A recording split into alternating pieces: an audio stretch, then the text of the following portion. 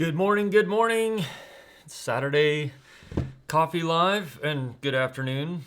Wow, Brazil. Hey, it's afternoon already for you guys? I guess it could be. That's a long time. So, just Saturday Coffee Live, hanging out, chatting for a little bit, probably about 20, 30 minutes, and then I've got to run. But it's 1:07 there already. Wow, I just didn't realize you guys were that far different from us time-wise, but I guess it makes sense considering where Brazil lies. But what kind of drone do you fly, Giovanna? If I'm pronouncing that right, probably gonna butcher it, but yeah, curious. So big news to start off with is the FAA, at least in the United States, the FAA has released the Lance system for hobbyists, or they've opened it for hobbyists. So if you're a hobbyist drone flyer and you've been frustrated that you can't fly almost anywhere because of controlled airspace, now the Lance system, LAANC, is available for you to be able to get authorization to fly in some controlled airspace. So that's a big deal here. It's very exciting because the Lance system has been working great for commercial pilots overall, and it's really exciting. So, and then of course, in other big news, DJI released their Ronin SC, which is a fantastic gimbal. I've got a kind of more deep dive review in that coming. And Tamron released the 17-28, which is the lens I'm filming this on right now, and I am so thrilled with it because it's small, lightweight, but the quality is excellent. And it's been interesting because I released the video for the Tamron 17-28 a few days ago, and almost immediately got a bunch of hate comments about it. And so I just, more and more I realize how many people on the internet and in life base their decisions on whether something's going to be good, useful, or not 100% on whether or not it has a certain name on it and if it costs a certain amount or more. And so I put a Tamron this Tamron lens versus the Sony Grandmaster lens, which is so it's a $900 lens versus a $2,200 lens photo comparison up, and I put the files, the raw files, the unedited files are out there on my website for people to download and stuff like that. And I got a bunch of comments about how garbage this lens is and how trashy it is and junk and etc. And then the few people that actually did go to look at the raw files and download them realized that this lens is competing head-to-head with a lens that costs double, 2.5 times more. The photo quality is. Now, there's a chance that the lens I was using, the expensive lens, maybe was having some issues or something like that, but it's a tiny chance. And frankly, if you're going to sell a $2,200 lens and not have really good strict quality control, that worries me a little bit. Anyway, so, but there's that just intense brand loyalty type stuff. Do I look like a floating head? I probably shouldn't have worn black on black and black. I don't know why. Anyway, so hopefully y'all doing well. I'm doing great. Hey Mark, hey Night Train. So the other news is that it's rumored DJI is going to jump into the FPV market. I'm curious to hear your all's thoughts about that. The FPV market for DJI, I'm sure they're looking at diversifying their drone business because the consumer drones, or the demand for drones, video drones like the Mavic 2 Pro, Mavic 2 Pro, Mavic 2 Zoom, Mavic Air, stuff like that has slowed pretty substantially. I think that's probably partly due to a lot of governments around the world have cracked down insanely hard on drones, way too far. But so DJI is looking at developing it's rumored that DJI is going to release an FPV drone. I'm really curious. It wouldn't surprise me. It makes sense. I mean, they've got the goggles out there, which are huge and kind of weird to wear, but they look good as far as what you see through them. And but the goggles are huge. But the FPV drone, it makes sense, I guess, especially if they can hit a lower price point, like $300 to $500 or something. Make a lot of replaceable parts. The big question I have is, will it be geofenced, like as much as these other drones are? Because, or will it have a much shorter, tighter range? It'll be interesting to see what they do. And there's just, on my end, there's no argument that DJI's algorithms and flight control systems are just fantastic. They are really, really great. But yeah, and Night Train, that's exactly, I'm wondering that too. Like, FPV drones crash. They crash a lot. And so if DJI is going to make an FPV drone that's going to be successful, I think they need to be very careful about how they go about the repair process, what parts are repairable, how easy it is to repair it. Like if it's a little modular system, that would be amazing. A lot of little parts plug and play that you can buy that are inexpensive, that would be great. But somehow I don't think that DJI is going to do that. So it'll be interesting. Or maybe they'll just put it in a ball of mesh that will absorb any impacts, really drastically reduce the performance of the drone itself. But just so everybody knows, I've been doing lots and lots of filming and testing with this, and this is my other gimbal, the Weeble Lab. Everything is black. I'm sorry, I didn't. Just turn this up a little bit. Let's see what happens. And I don't know if that helps or not. But anyway, testing on the Weeble Lab, which is the gimbal I've used now for the last year. And then this came out basically as the direct competitor. And the difference between the two, even though DJI says it carries less weight, the DJI really does know what they're doing as far as stabilization algorithms and motors and motor strength choices. The difference between those two gimbals is it's weird because on the one hand it's almost non-existent. On the other hand, like there's a substantial difference, and you can really tell where DJI has really refined their gimbal technology to a very, very high degree. So Giovanna says, you like DJI glasses? You got good results as a drone VR or even Leachy with the Zeiss glasses. Wow, really? Zeiss glasses? That's a good idea. I used the DJI goggles for a little bit just to try them out because I was really interested in being able to get some certain very particular types of shots that I really felt like I needed some goggles for.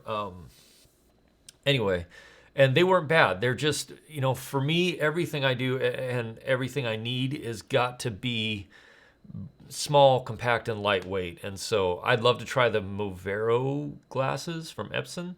Those look really, really cool. I don't think they would work well for me without having like dead blackout shades on the front, just because most areas I'm working are insanely bright, especially in the winter. So Night Train, you like having the ability to fix your own. Yeah, exactly. And that would be my big hesitation in buying a DJI FPV drone would be the ability to repair it. Like, I want to get into FPV. I want to do it because I want to be able to get the type of cinematic shots that you can get with FPV drones that you can't get with a regular DJI drone.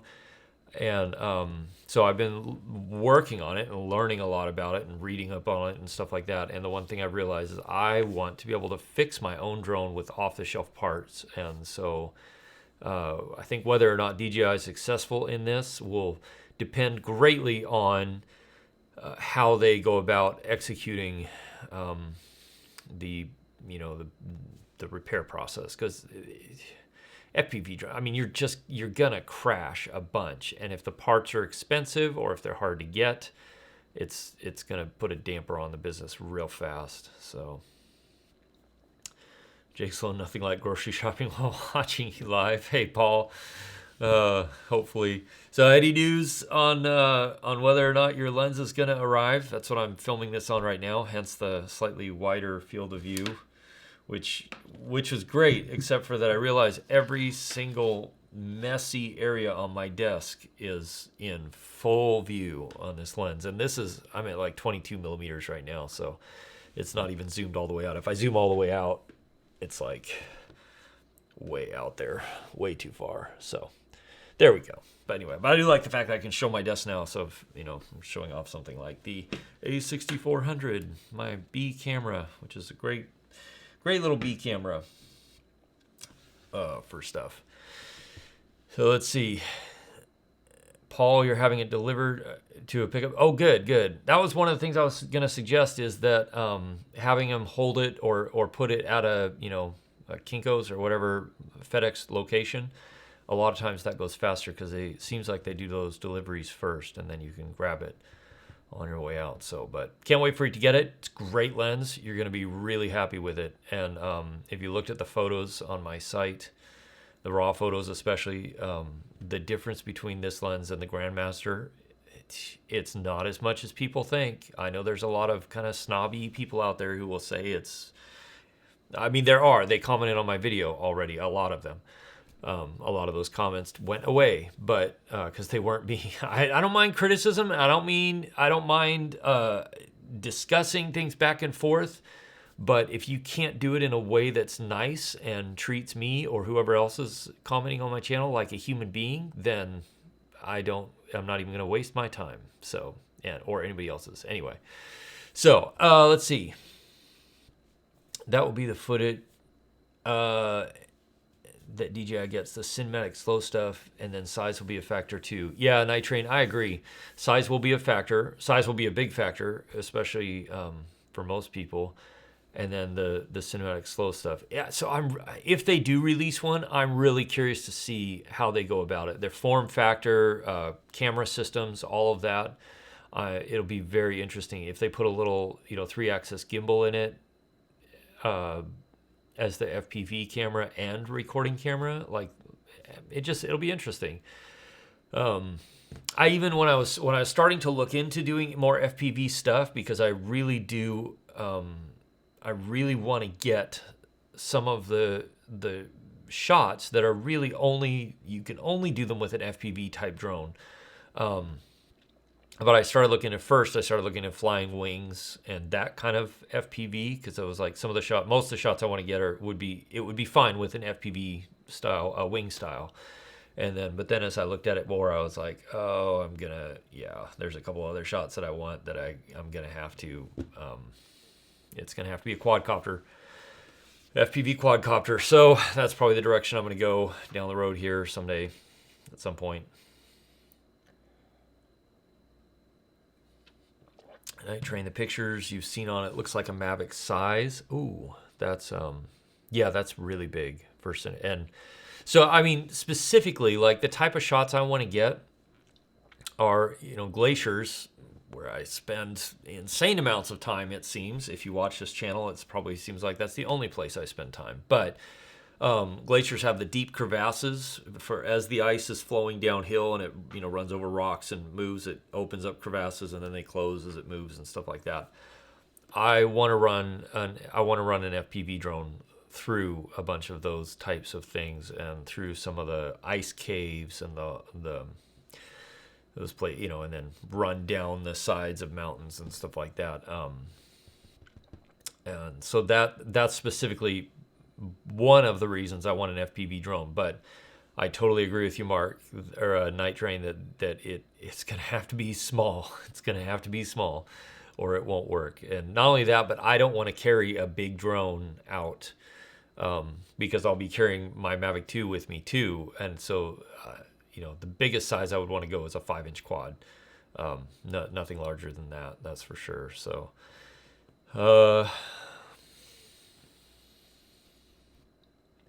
right? That's what I think too. I think I haven't seen a lot of it. I've seen a couple of bits of it out there, but I think doing the FPV style footage while flying down a glacier or through some of those crevasses and ice caves and arches and stuff like that. I think it would look brilliant. I think it would be amazing, and I really want to do that now. Night Train, you can tell me, correct me if I'm wrong, but flight time on FPV drones is generally drastically shorter than like a Mavic 2 Pro or Phantom or something like that. And I understand, everything's lightweight. It's much smaller, so everything's going to be less. I think, yeah, that was one of the reasons I started thinking about doing an FPV wing, was because I could get more flight time out of it. But then I was like, you know what, it's like a 3C or 4C battery. It's not that big. They're not that heavy, and I could carry them no problem. So 3 to maybe 11 minutes. Yeah. So that's short. That's short, but if you really know exactly what you want, the shots wise and stuff, and your location, you can capture a lot of footage in 5 minutes. You can get a lot of footage in 5 minutes. So, yeah. Paul, Weeble Lab or Ronin SC. So, all of the video I've been shooting since I got the Ronin SC has been with the Ronin SC, and until I got the 17 to 25, my 28 to 75, or the Laowa. Actually, I use the Laowa a lot, which is a really great wide-angle lens. They both suffer from the exact same issue, which is as soon as you put a longer lens on or a heavier front heavy lens, then you have to move the camera so far back that it will bump the rear here. Bump this. Let's see. Let me unfold this so you can look at this properly. Anyway, they will bump this motor here. Now, I use the Tamron 28 to 75 on there, no problem. I did pop the eyepiece off, and that solved the issue. And that's the Tamron 28 to 75 with a Polar Pro ND filter, variable ND filter on the front. But the other thing that I do, Paul, is put either the Rode Video Micro on the hot shoe of the camera, or the DD3 Pro most of the time on the hot shoe. And so what that does is add enough weight in the back of the camera that the camera doesn't have to sit quite as far back. So if you got to add just a tiny bit of weight to the back of the camera by putting something in the hot shoe, then it's fine, and it works just fine.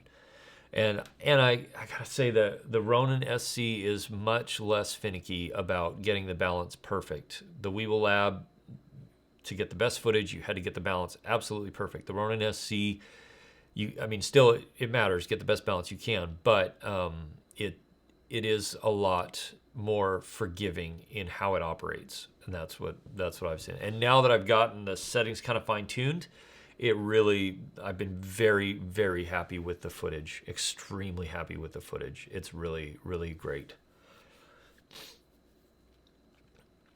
So, yeah, I honestly, personally, right now, I'd lean toward the Ronin SC.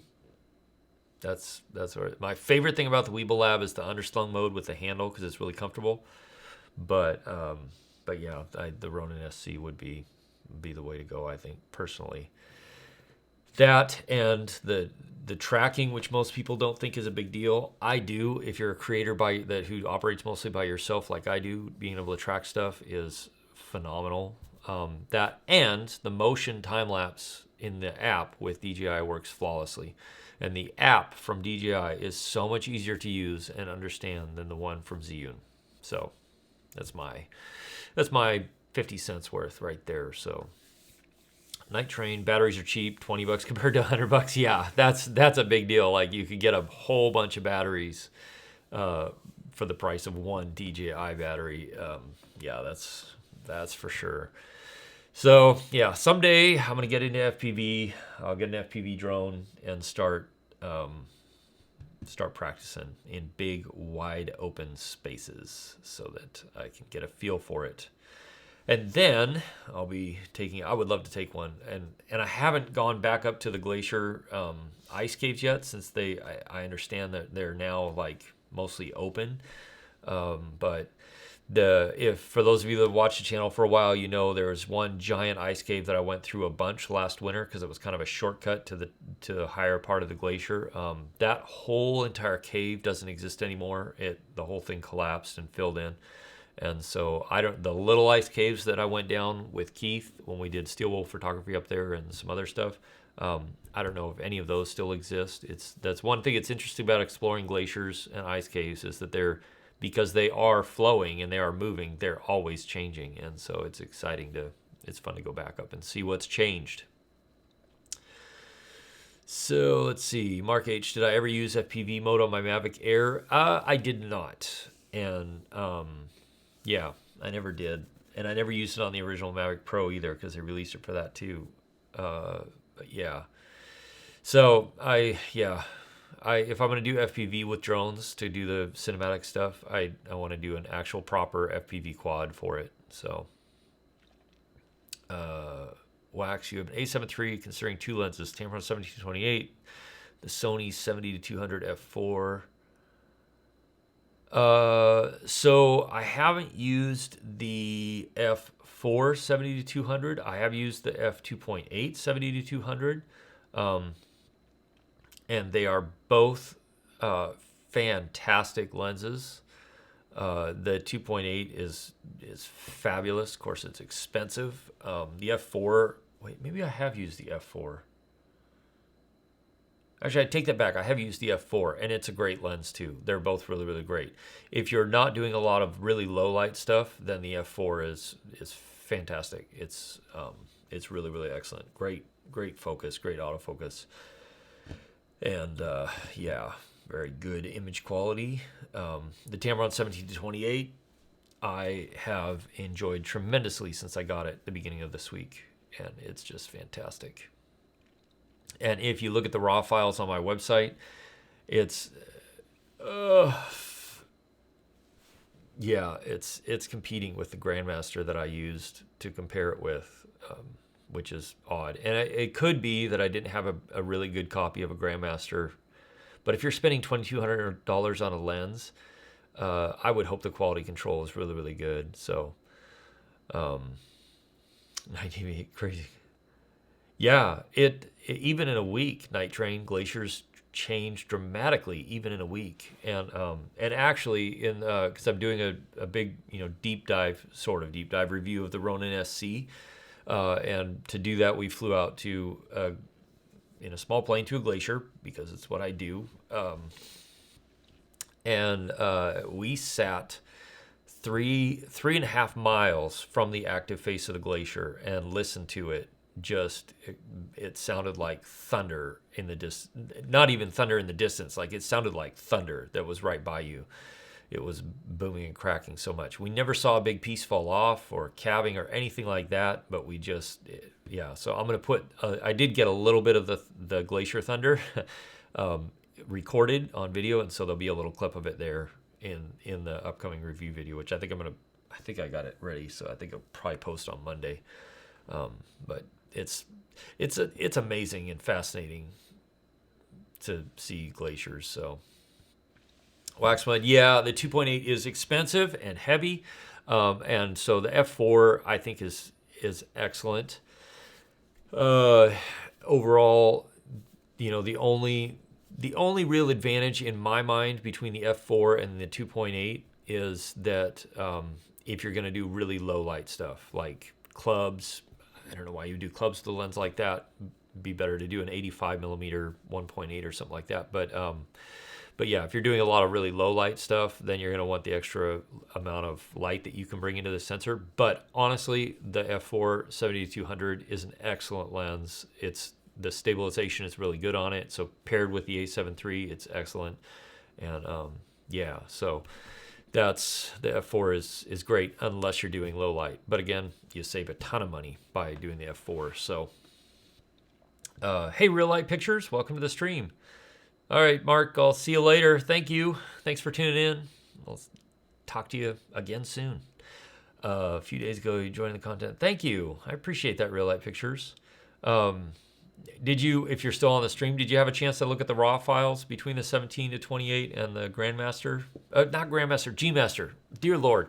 Okay, let's get this out of the way. I said Grandmaster. Every time I was talking about the Sony G-Master lens, I said Grandmaster. And I don't know where I got it stuck in my head years ago when they released the G-Master series. that they were called Grandmaster, and I don't know where. Like, if I just read it somewhere that somebody was like theorizing that they were called Grandmaster, and that's why they're a G or branded G, or I don't know. Anyway, it's been stuck in my head ever since that they're called Grandmaster, and I know they're not, but it's I'm learning years of thinking a certain way is not easy. So anyway, real light pictures. I'm curious if you downloaded the raw files. I'm curious to see what you think, because my conclusion is that the Tamron 17 to 28 is holding its own much better than I thought it would against a lens that costs 2.5 times more. And I guess it's, there's a chance that I got a bad copy of the G Master, but I can see getting a bad copy of one of the more inexpensive lenses. The 16 to 35 f4 I know has had kind of hit or miss quality, but the G Master, G Master series, you would have to think that a lens that costs that much, the quality control would be really, really excellent, because they're trying to compete with the line of like Canon L series glass. And so anyway, the comparison between the Tamron and the G Master, it was way closer than I thought it would be.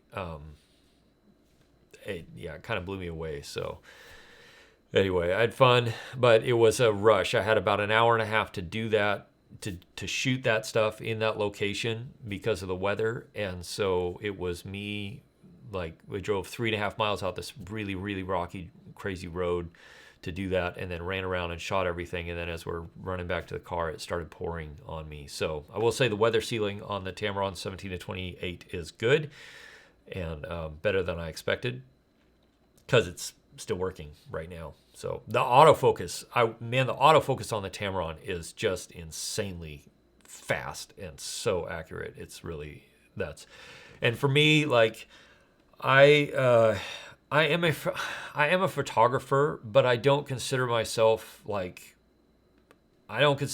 be an amazing photographer. Like, photography is not my first focus. Videography is. So as a lens for videography, this lens is just probably one of the best lenses out there for Sony full frame.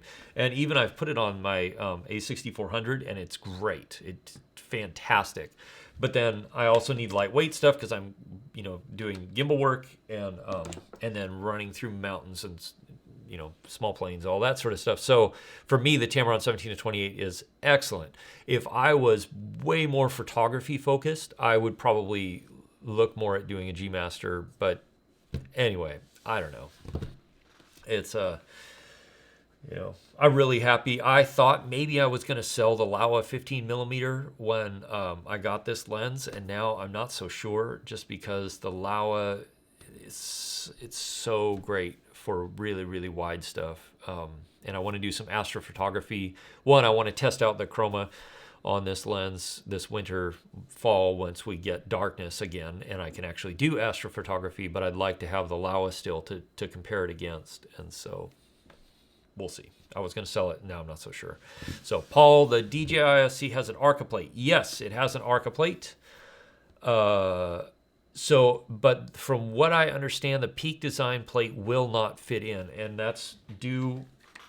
And again, I haven't tried it myself, but from what I understand, it won't, and that's due to this little locking mechanism here. So, yeah, and I don't remember where I read that, but I did read it somewhere or saw it somewhere or something, that the Peak Design plate won't fit in the Ronin SC. And I want, because like I've got an Arca on this one here. I love the Arca plates. They're great.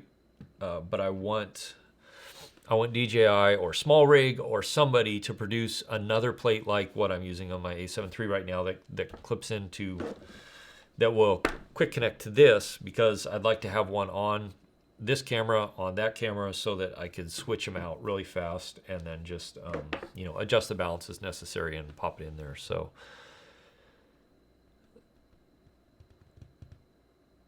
Real light, you've had the Tamron 28 to 75, pre-ordered the 17 to 28, arriving on Tuesday. Good. I think you're going to be super happy with it, honestly, unless you get a bad lens for some reason, which I haven't heard. Of course, they've only just come out, so it's hard to say. But I'm thrilled. Even the pictures I took of the buildings, I thought there would be a lot more distortion on the 17 to 28. And to me, even the Grandmaster copy, like, and yes, you can correct all that in post in Lightroom really easy, but it had a little bit more distortion in the center as far as the lines on the mine building. I was really surprised. The straightest one, the one with the least distortion, was the Laowa because the rectilinear design. But yeah, it was really shocking to me how good this 17 to 28 is. It's really, really good. So my next video is going to be the DJI Ronin SC deep dive video. But then after that, I'm going to try and get a hold of a Grandmaster again. G Master. Someday I'm going to say that right. And then I'm going to take the Tamron 17 to 28 and the G Master out and do more of a video focused review comparison thing, because I've had a lot of questions about that. I mean, as far as I can tell, the autofocus on this is as good or better as far as speed and accuracy as the G Master lens is. And so I think in the video world, the only difference between the two lenses is that you have a bigger zoom range with the G Master, but it's also way heavier, and I mean, maybe better image quality. But right now, in my mind, that's kind of debatable. So, yeah, real light, yeah, it's the 17 to 28. It's just such a good gimbal lens because you can zoom it without throwing the balance off at all. Like, and I've done that with this lens. I've put this on my Weeble Lab and zoomed it in and out, and it works okay, but you can tell it starts pushing the motors quite a bit. So if I know I'm going to do that, I usually end up balancing this at 50 millimeters just so that I have the play. But yeah, the 17 to 28 is so great. The corner distortion, it's maybe a tiny bit, but it's not as noticeable as people think. And partly I think that's because, your eye is drawn to whatever is like in focus and sharp and in movement. And so without, really putting something way out in the corners that you want people to look at, I don't see it as that big of an issue. I know there's forums out there, people are making a big deal about it. It's not sharp and blah, blah, blah. I don't see the big deal. So you're coming from Canon, switched to Sony a year ago. Yeah, I came from Canon too. I shot Canon for decades, and I couldn't go without the feature set that they wanted me to buy a 1DX for. And a 1DX is a huge camera, and I don't want to haul it around. So I still love Canon, but they've got to get caught up. They've got to stop crippling their stuff if they're going to compete. You've been putting the EF 16 to 35 2.8. Oh Lord, yeah, that's a big lens. I didn't have autofocus. I didn't realize it didn't have autofocus in video. Or is that because of the adapter? Maybe that's because of the adapter. Yeah, that's a big lens. And that's the thing for me. Like the 17 to 28 is it's an excellent lens. Great lens for gimbal work. Great lens for doing the traveling type stuff. I mean, my guess is that Tamron's going to be sold out of this lens for a while, that these lenses are going to be on back order for a while, just like the 28 to 75 was, because they've hit a market niche that nobody else was really hitting, where the quality is exceptionally high. Excuse me. The quality is exceptionally high, but it's affordable. And the autofocus, especially with so many more people creating stuff like for YouTube and everything else, it's just, it's brilliant. This lens is just hit it out of the ballpark for people creating content, videos for YouTube. So real light, you had to use the 5D3 again. It felt like you'd gone backwards a few generations. Yeah, it's, I had somebody ask me, I was in an office space doing some work Thursday, and I had somebody ask me, hey, can you give a few quick tips and pointers about using my camera? I said, sure, let's look it out. He pulls out a 5D Mark II, and I had forgotten how big the bodies on a 5D is. It's just, I mean, when I was using Canon, I was like, it's no big deal, whatever. I mean, they're built like tanks, but oh my gosh, compared to the A7 III, and especially compared to like the A6400, the body is huge and so heavy. I forgot how heavy it was.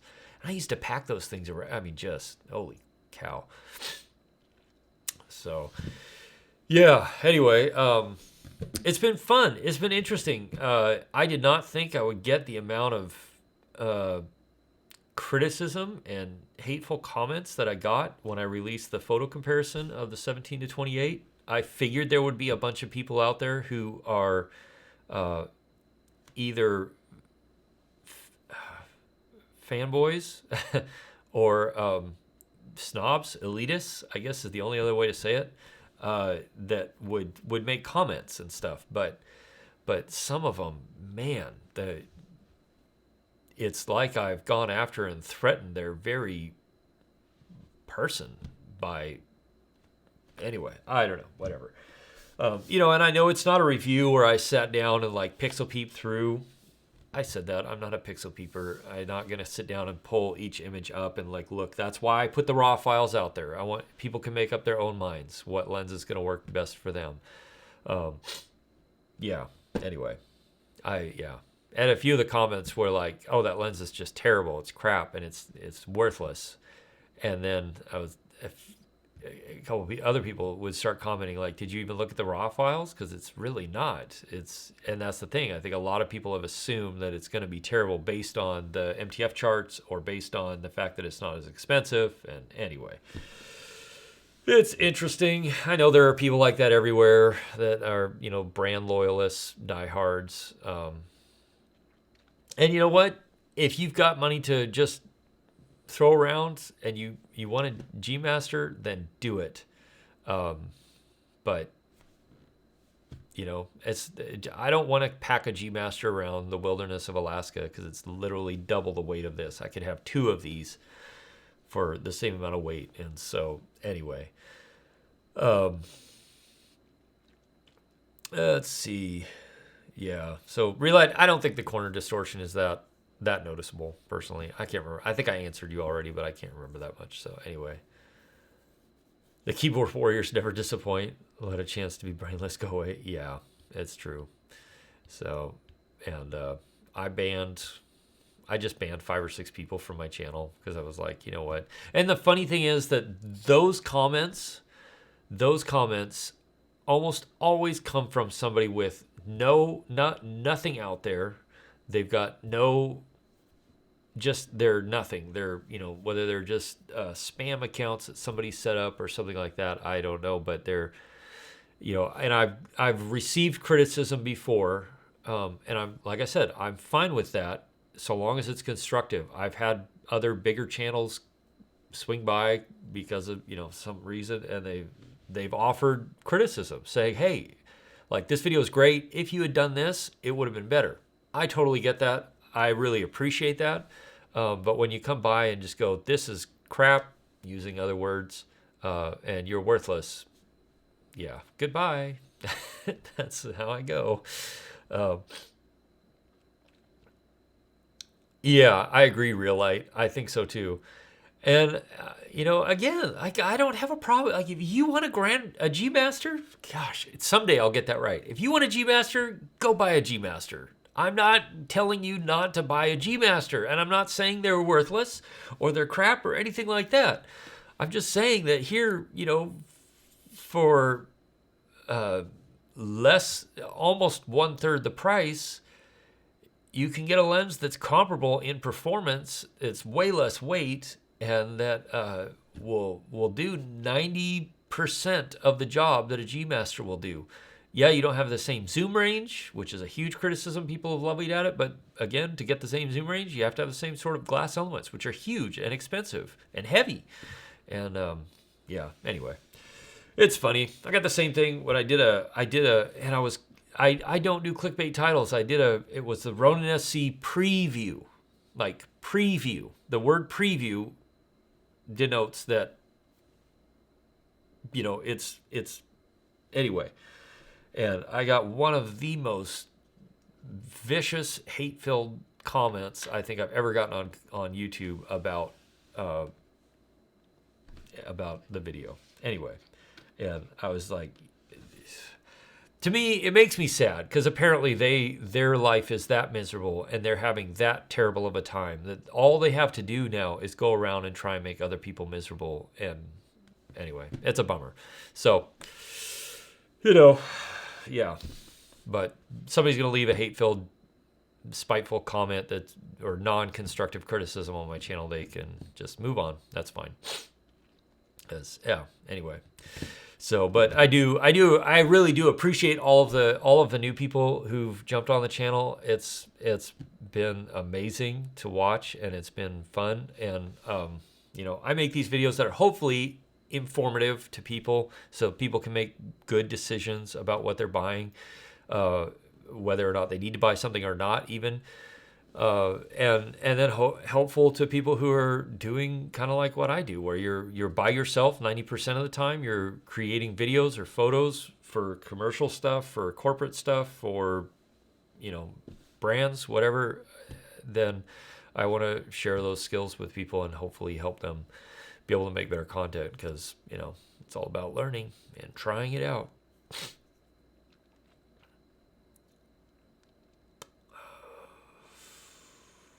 Yeah, Real Light, the Holy Trinity. That's what I'm hoping for next, is the 17 to 210-ish, or 70 something to 200-ish, whatever that ends up being. That would be fantastic. Especially because it's a constant aperture throughout the zoom range.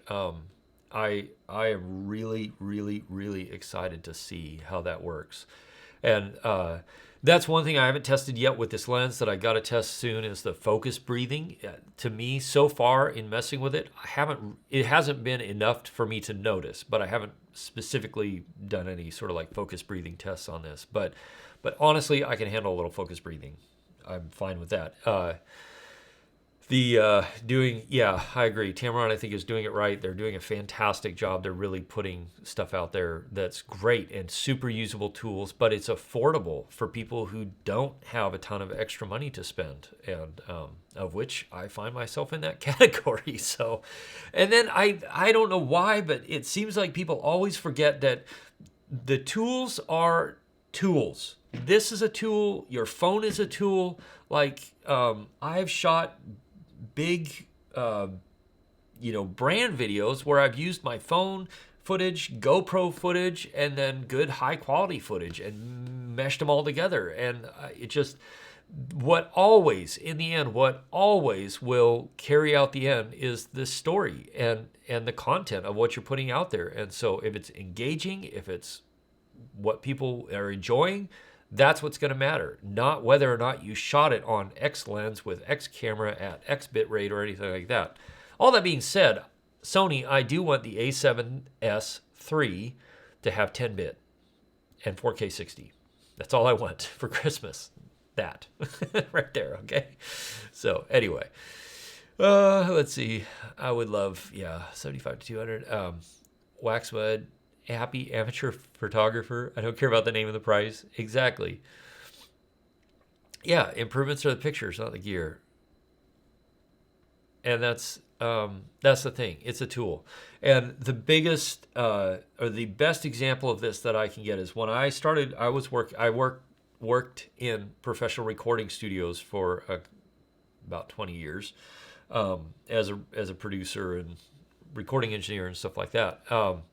And when I first started training, apprenticing under the guy who was training me, who was a Hollywood producer from LA, his first thing to me when I was working in there, I was fussing about like, oh, if we only had this piece of gear. And he goes, what would that do for you?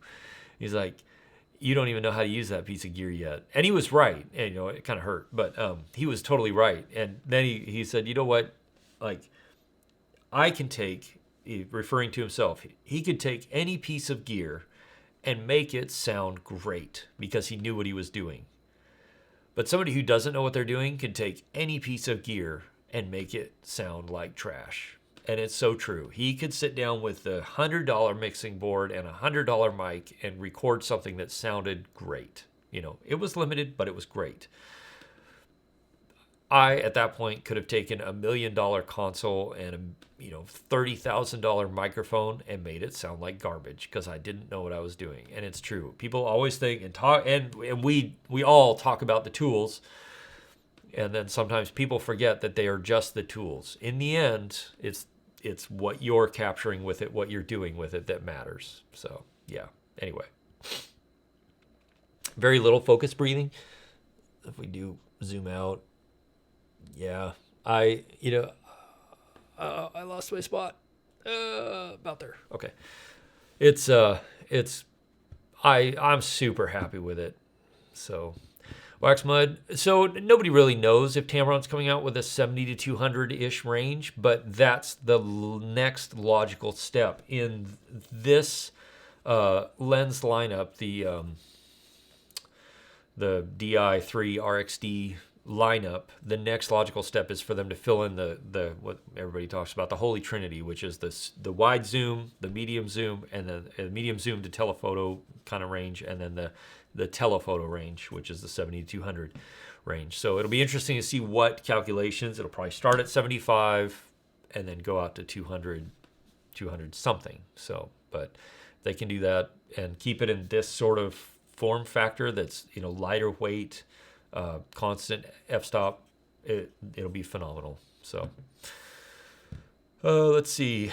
Real light, you think the i7 S3 will come with more than 4K 60? Yeah, that would be amazing. But I'm 90% sure it will have 10-bit 422, and I'm 99% sure it'll have 4K 60. I hope that they do the flip screen. Man, if they could do the flip screen, it would be phenomenal. So we'll see. The basic photo features with the advanced video features, yeah, it will be fantastic. And what I'm looking forward to is seeing if because the A7S II, when it came out, just blew everybody away on its low light performance. And so if they can kind of step that game up on the low light performance again, it's going to be a phenomenal camera. And that'll probably, when they release it, assuming it has things I need, then that'll probably become my A camera, and this will go away, and the A7 III will become my B camera. Or maybe this will stay my B camera, and I'll sell the A7 III or something. But yeah, I'm really looking forward to that. So, well, so for those of you that have joined here on the stream, I try and live stream every Saturday at this time. Well, starting about an hour ago, wherever time zone you are. And hang out, chat in general about drone cinematography, about flying drones, about photography, videography, equipment, and other stuff, and answer questions and stuff like that. But hang out, drink coffee, which I need more of, and just enjoy some time. So I want to thank you all for hanging out this morning, and with me this morning anyway. And yeah, I'll be back same time next week. Next video will be the Ronin SC review and more of a deep dive. And then after that, I'm hoping to be able to release the video-focused review of the 17 to 28 and the 16 to 35. So in general, the video is great on the 17 to 28. So yeah. Anyway, it's been a blast. Hope you all have a great weekend, great day. Always enjoy chatting with you. Thanks for hanging out with me this morning, and I will see you again soon in the next video.